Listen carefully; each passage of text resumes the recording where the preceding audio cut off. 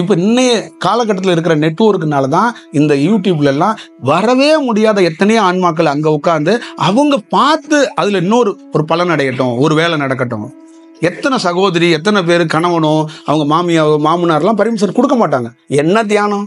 வெள்ளிக்கிழமை அந்த பக்கத்தில் முருகன் இருக்காரு, சிவன் இருக்காரு, அங்கே போய் உருண்டு கும்பிட்டு வர வேண்டியதானே. அங்கே என்ன குருநாதர் அவர் வந்து அங்கே போய் பார்த்ததுதான் உனக்கு எதாவது கிடைக்க போதா, அப்புறம் பார்த்துக்கலாம் போ அப்படின்ட்டுருவாங்க. புரியுதுங்களா? இப்போ வீட்டில் என்ன சொல்லுவாங்க, நீ ஒரு ஆன்லைனில் வேணா சும்மா உனக்காக சும்மா ஒரு ஃபார்முலாவுக்கு தான் சொல்லுவாங்க. ஏன்னா இந்த ஸ்டடி யார்கிட்டையும் இல்லைங்க. தியானங்கிறது ப்ராப்பராக இல்லை. கொஞ்சம் இது யார் கொஞ்சம் கரெக்ட் பண்ணி கொடுத்தான்னா வேதாத்திரி மட்டும்தான் கொஞ்சம் கரெக்ட் பண்ணி கொடுத்தாரு. கொஞ்சம் அம்மா, அப்பா, மாமியா, மாமனார், சித்தப்பா, பெரியப்பா, அண்ணன், தம்பி, வாத்தியார், டாக்டர், கலெக்டர் எல்லா துறையிலையும் கொஞ்சம் தியானத்துக்கு மரியாதை கொடுக்கறது அவரால் கொஞ்சம் மரியாதை கிடைச்சி. அதில் என்னன்னா அவர் தியானம் பண்ண வச்சாரோ இல்லையோ, இப்படி ஒரு நல்ல செயல் இருக்கு, ஒரு பாசிட்டிவ் தன்மையை உருவாக்கிக்கங்கப்பான்னு அவர் ஒரு வேலையை கொடுத்தார். மற்ற எல்லாருமே இந்த தியானத்தை கண்டு ஒரு புரிதலே கிடையாது. வீட்டுக்குள்ள ஒரு குரு தியானம் இதெல்லாம் அப்படிலாம் பார்க்கறதோட அந்த தியானம்னா என்ன, அவ்வளவுதான். இப்போ குரு என்ன விட்டுறணும், ஆன்மா இருங்கோட சக்கரத்தை விட்டுருங்க, மண்டை வெட்டுக்காரன இல்லை. தியானம்னா என்ன, இதை உங்க பிள்ளைங்களுக்கு நீங்க எப்படி ஒரு வகுப்பா இல்லை என்ன புரிதல்ல சொல்லுவீங்க? இப்போ உங்க மாமியார் இருக்காங்க, நீங்க கூட்டு குடும்பம், தியானத்துக்கு போறேங்கிறீங்க, தியானத்தை பத்தி நீ என்ன புரிதல் வைத்திருக்கிற அப்படின்னு ஒரு கேட்குறாங்கன்னா அவங்கள நீங்க எப்படி கன்வின்ஸ் பண்ணுவீங்க, எப்படி புரிய வைப்பீங்க? வெறும் புரிய வைக்கிறது இல்லை, அவங்கள வந்து இம்ப்ரெஸ் பண்ணணும், அவங்களே வியர்க்க வைக்கணும். அது எப்படி பண்ணுவீங்க? அது இங்க நிறைய பேரால அதை பத்தி சொல்றதுக்கான ஒரு வாய்ப்பே இல்லை. நிறைய பேர் என்ன சொல்றாங்கன்னா கேட்குறாங்க, நான் அப்படி சொல்றேன் இப்படி சொல்றேன்னு தான் தடுமாறுறாங்க. சரி, ஒரு பக்கத்தில் இருக்கிற உங்க கிளாஸ்மேட், நீ ஒரு குருநாதர்கிட்ட போற, என்ன அங்க நடக்குது? இந்த தியானத்தோடைய நோக்கம் என்ன, இந்த தியானத்தோட செயல் என்ன, இதோட ஒரு 3 நிமிஷத்துல இதோட கண்டென்ட்டை சொல்லு, இதோட வடிவத்தை சொல்லு. சிவன், பார்வதி, பெருமாள் இதெல்லாம் பேரை பயன்படுத்தாம இந்த தியானம் உடலுக்கு என்ன நன்மையை ஏற்படுத்துது, என்ன செயல் வடிவத்தை ஏற்படுத்தும் அப்படின்னா நம்ம என்ன கொடுப்போம், என்ன பேசுவோம்? பப்ளிக்ல கிராமங்கள்ல விவசாயம் பண்ணிக்கிட்டு எத்தனையோ பேர் இருக்கிறாங்க, அவங்கெல்லாம் தியானம்னா வரமாட்டாங்க. காரணம் என்னன்னா தியானத்துக்கு பயம் இல்லை, புரிதல் இல்லை. இதை யார் தெளிவுபடுத்துறது? உடலுக்கும் உயிருக்கும் உடம்பு சரியில்லைன்னா ஊசி போடணும், இருமல் வந்தா ஊசி போடணும், சளி வந்தா ஊசி போடணும், மஞ்சக்காமல் வந்தா ட்ரீட்மெண்ட் எடுக்கணும், கேன்சர் வந்தா ட்ரீட்மெண்ட். அதே மாதிரி இந்த உடலையும் உயிரையும் சரி செய்யக்கூடிய ஒரே செயல் தியானம். இந்த உலகத்திலே பெரிய டாக்டரே தியானம் தாங்க. இது யாருக்கு தெரியும்? இது யாருக்கு தெரியும்? பீஸ் வாங்காத ஒரு டாக்டர் வந்து யாரு? அந்த தியானம். அவன் தான் பெரிய குரு. அதனாலதான் சரணாகதி நம்ம என்ன எதுக்கு சொன்னோம்? சரணாகதி தான் குரு. சரணாகதி அடைஞ்சதுனாலதான் நமக்கு அனுபவம் நடக்குது. இப்ப நம்ம என்ன பண்றோம்? சரணாகதிய குரு யார்? குரு யாருன்னீங்கள, அவரு தான் சரணாகதி தான் குரு. சரணாகதி அடைஞ்சதுனாலதான் நம்ம இந்த அனுபவத்தை பெற்றிருக்கிறோம். அப்ப என் குருவுக்கு நன்றி சொல்றதுக்கு தான் இந்த இடத்துல ஒரு விழாவை ஏற்படுது. இவ்வளவுதான் விஷயம். அப்ப இந்த கிளாரிட்டி உங்ககிட்ட வரணும். நீங்க முதல்ல நீங்க ஆசைப்படுறது எல்லாம் தாண்டி குழந்தைங்க எல்லாருக்குமே ஒரு நல்ல தன்மை, இந்த உயிர் 100% இந்த உடல் பிரபஞ்சத்தோட கனெக்ட் ஆனது. நீங்க எந்த கொம்பனாலையும் இந்த பிரபஞ்ச பேராற்றல் இல்லாம இங்க வாழ முடியாது. நீ சாமி கும்பிடல, கடவுளை திட்டு, உனக்கு இங்க இருந்து தான் ஒரு உடல் உருவானுச்சு, இங்க இருந்து தான் ஒரு உயிர் உருவானுச்சு, இதுல இருந்து தான் எல்லாம் கிடைக்குது. அப்ப இத எப்படி பயன்படுத்தணும், இதை எப்படி எடுத்துட்டு போகணும்னு தெரியல. இதுக்குள்ள என்ன குழப்பம் வந்துருச்சுன்னா, கடவுள்னா தனி பிரிவினையா கொண்டு வந்துட்டாங்க, இதை ஒரு மதமா கொண்டு வந்துட்டாங்க. அப்ப என்ன ஆகி போச்சுன்னா, மக்களுக்குள்ள ஒரு ஆன்மீகவாதினா இந்த மாதிரி வீட்டை விட்டு போயிடுவாரு, இந்த மாதிரி அப்படி போயிடுவாரு, இந்த மாதிரி இப்படி போயிடுவாரு அப்படிங்கிற அந்த செயல் வடிவம் வந்துருக்கு. அதெல்லாம் முதல் தெளிவடைந்தாதான் வீட்டுக்குள்ள எப்படி டியூஷனுக்கு உங்க பிள்ளைய வச்சுட்டு ஒரு நோட்டை வச்சு பாடம் எடுக்கிறீங்களோ அந்த மாதிரி தியானம் அங்க அக்கா உட்காந்து பண்ணணும், இங்க தம்பி உட்காந்து பண்ணணும், மாமியார் அங்க உட்காந்து பண்ணணும், மாமனார் இங்க உட்காந்து பண்ணணும். ஒரு வீட்டுக்குள்ள காலையில அவ்வளவு பெரிய பிளசண்டா ஒரு விஷயம் இருக்கணும். குக்கர் கத்துது, அது கத்துது, யார் வீட்லயாவது ஒரு பேர் அமைதியை பார்க்க முடியுதா? எதுக்கு ரேடியா, எதுக்கு பாட்டு, எதுக்கு டிவி? வாழ்க்கையில நாமளே 24 மணி நேரம் கத்திக்கிட்டே கிடக்குறோம். இதுல இன்னொரு அடிஷனல் அது வேற கத்திக்கிட்டு கிடக்கு. இப்ப இது யாராவது நம்ம வீட்டுக்குள்ள ஒரு 4 பேர் தியானம் பண்ணா அது எப்படி இருக்கும்? பார்க்கறதுக்கு எப்படி இருக்கும்? அது சொல்லுங்க. அந்த புரிதல் எங்க வருது? அது வேணும்ல.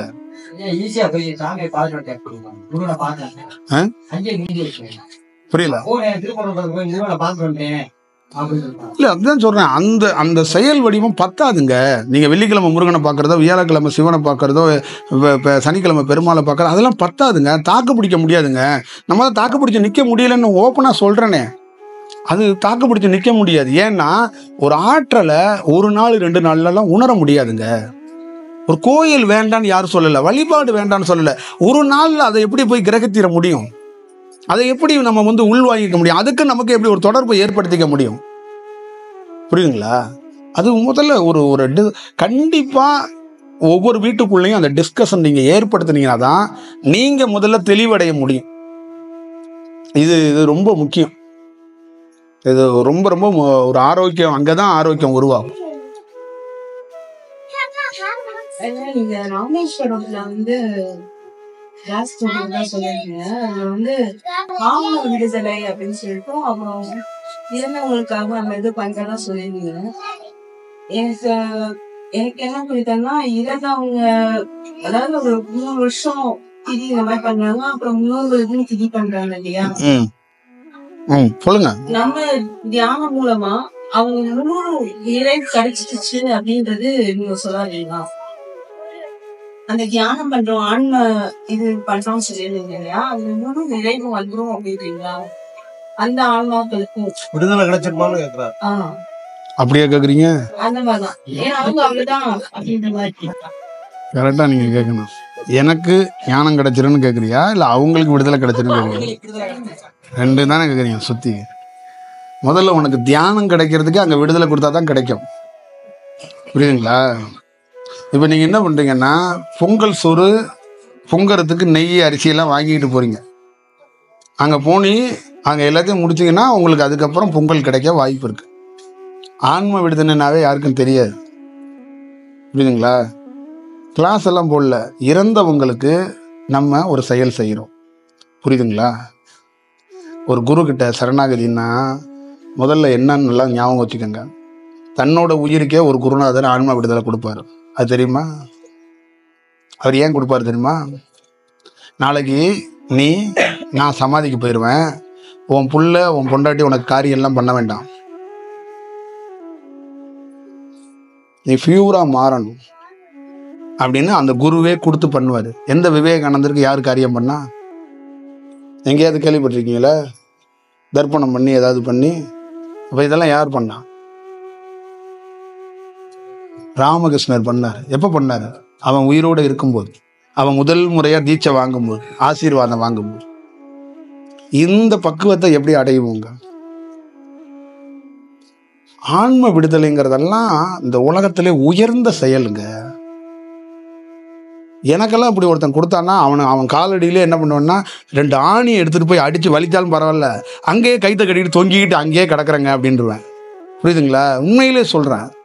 எனக்கெல்லாம் இந்த மாதிரி ஒருத்தன் கிடச்சான்னு வச்சுங்களேன், ஆன்ம விடுதலை என் தாத்தாவுக்கு பாட்டிக்கெல்லாம் நீங்கள் காசு வாங்காமல், ஆப்பிள் பழம் வைக்காமல், கொய்யாப்பழம் வைக்காமல், நல்லெண்ணெயை ஊற்றாமல், கடலை நாசம் பண்ணாமல், ஏன் ட்ரெஸ்ஸே எடுத்து சுற்றி அங்கே போடாமல் இப்படி ஒரு விஷயத்த கொடுத்தீங்கன்னா நான் இதோட பாக்கியம் பண்ணவன் வேற என்ன?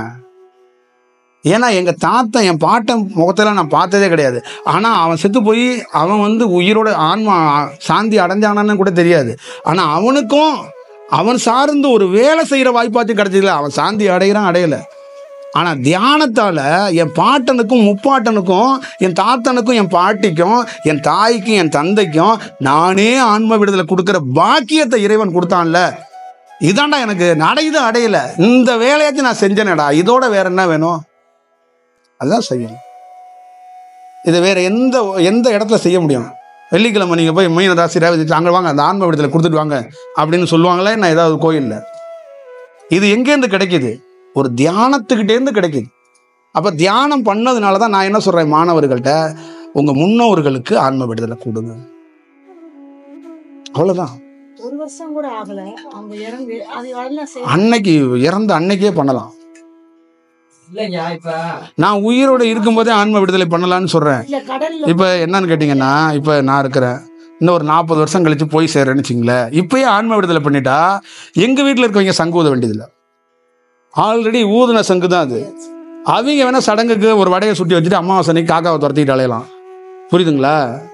இப்போ நிறைய வீட்டில் பார்த்தீங்கன்னா அமாவாசை ஒத்த வேலை விரதம், கட்டிலில் படுத்துக்கிட்டு கதையை பேசிக்கிட்டே இருப்பாங்க. இன்னைக்கு அப்பாவுக்காக விரதங்க. ஆன்ம விடுதலை ஒழுங்காக கொடுத்தா ஏன்டா கட்டிலில் படுத்துட்டு ஒத்த வேலை விரதம், ரெட்டை வேலை விரதம் ஒன்றும் இருக்க வேண்டாம். ஆன்ம விடுதலை கொடுத்துட்டு அவர் சாமியாக போயிடுவார். பிறப்பு இருந்தால் பிறக்க போகிறாரு, இல்லைன்னா முத்தி அடைய போகிறாரு. அப்படி ஒரு சுவடே இல்லாமல் உங்கள் வீட்டுக்குள்ளே எதை கழுவி விட்ட மாதிரி உங்கள்கிட்ட ஒருத்தர் ஒரு செயலே வெளியில் போன மாதிரி சுத்தமாயிரும்.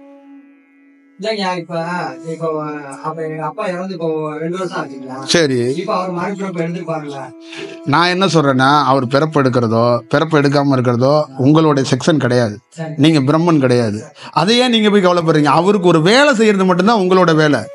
அந்த வேலை நமக்கு கிடையாது. அவரே பிறந்திருப்பாரு, அவரே அதெல்லாம் வேண்டாம். அது நாங்கள் அதுக்குள்ள நம்ம எப்போ போகணும்னா, நம்ம ஞானம் அடைஞ்சு நம்ம ஒரு தெளிவடையும் போது அது உணர்த்தும் காட்டும். அவரே கனவுல கூட வந்து மவனே நான் அந்த மாதிரி பிறந்திருக்கேன்டா அப்படின்னு கூட சொல்லலாம். எப்படி பண்ணா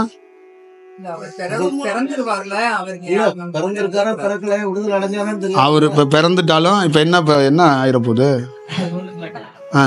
அவருக்கு ஆன்ம விடுதலை கொடுக்கறதுல ஒன்றும் தப்பே கிடையாதுங்க. அதெல்லாம் கொடுக்கலாங்க. அதெல்லாம் நான் தான் உயிரோட இருக்கிறவனுக்கே கொடுக்கலாங்கிறேன். அப்புறம் என்ன இறந்தவனுக்கு கொடுக்கறதுல போய் நீங்கள் யாருக்கு? அதுக்காக தான் இப்போதெல்லாம் எதுக்கு சொல்லாமல் இருக்குன்னா, எல்லாரும் முதல்ல எனக்கு கூடன்ட்டு வந்துடுவீங்கிறதுக்காக தான் அதை கொஞ்சம் பைய சொல்றது.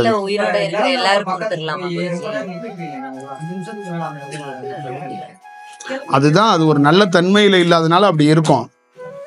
புரியுதுங்களா? அவங்க நல்ல தன்மையில் இல்லை. புரியுதுங்களா? அதனால அதுக்கான ஒரு செயல் வடிவமாக அது இருக்கும்.